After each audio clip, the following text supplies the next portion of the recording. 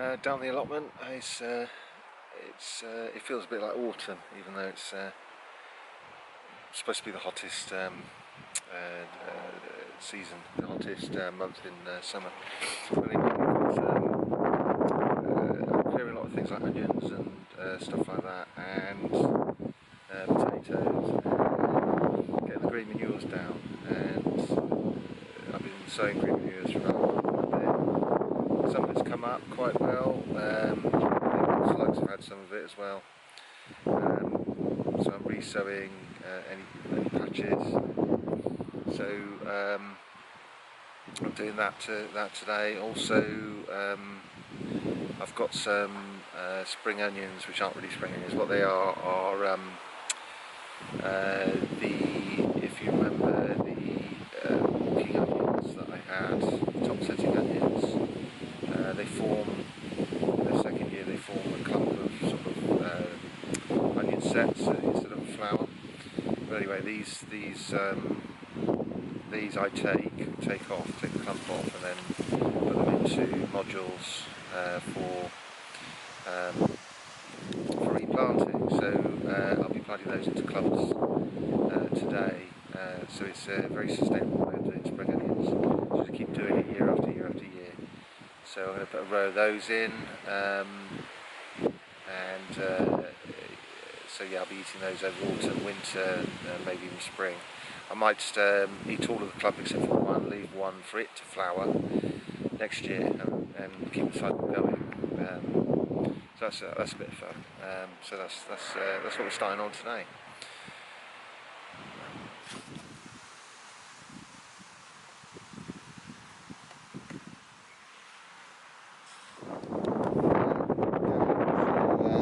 Hear me over this wind.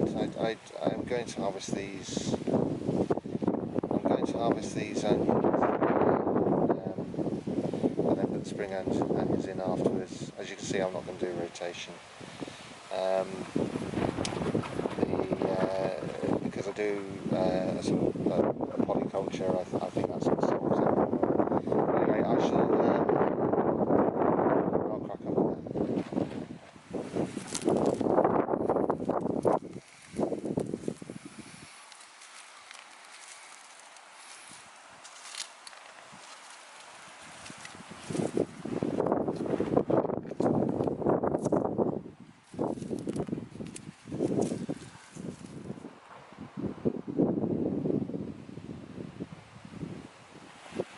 It's full of mare's tail, so I've got to dig it out and make it ready for the spring onion. That's mare's tail, and that's bindweed. Both of which you've got to get them out.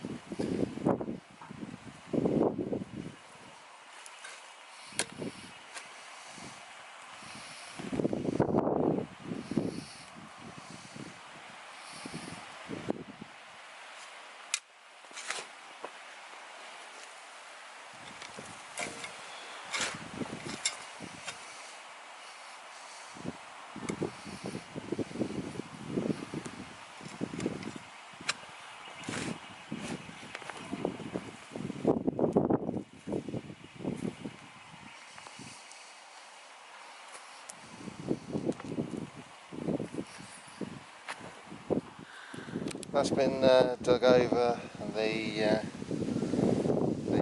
roots are over there. There's quite a lot in there. I keep digging this to get the mare's tail and the bindweed, and it keeps coming back. Well, and it's getting weaker.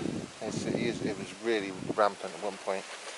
But anyway, yeah, this is, as you can see, the soil's much damper than it was last month.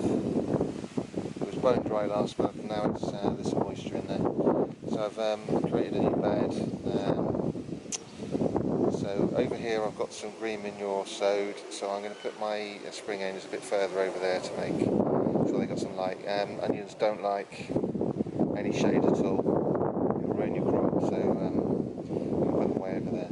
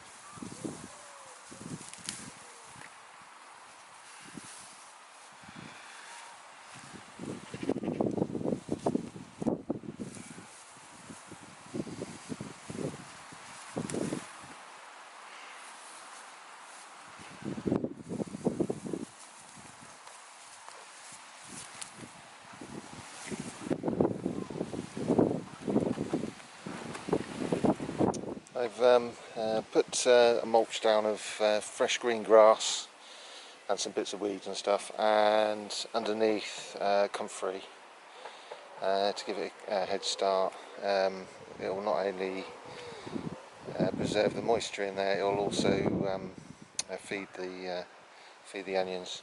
But you've got to watch out for shade, so I tamp it down with my foot to make sure it. I don't want any shade at all on the onions, so that's why it's quite flat. And next thing to do now is water it, and then everything's done. I've got some clover needs. It's been sat in the garden festering for ages. I've got to get that in the ground somewhere, so I'll do that next. But anyway, yeah. So that's the spring onions. I'll keep you informed how they grow over the autumn. May even grow into the spring, or they will grow into the spring with a bit of protection.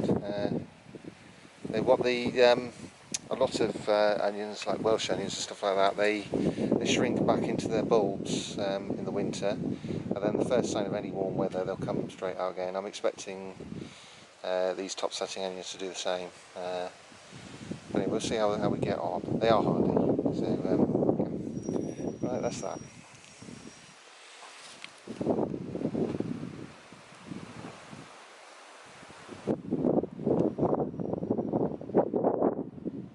That's it then. I can't be bothered doing the clover, so I'll see you on the next one. I'm going to go down the garden centre Sunday afternoon.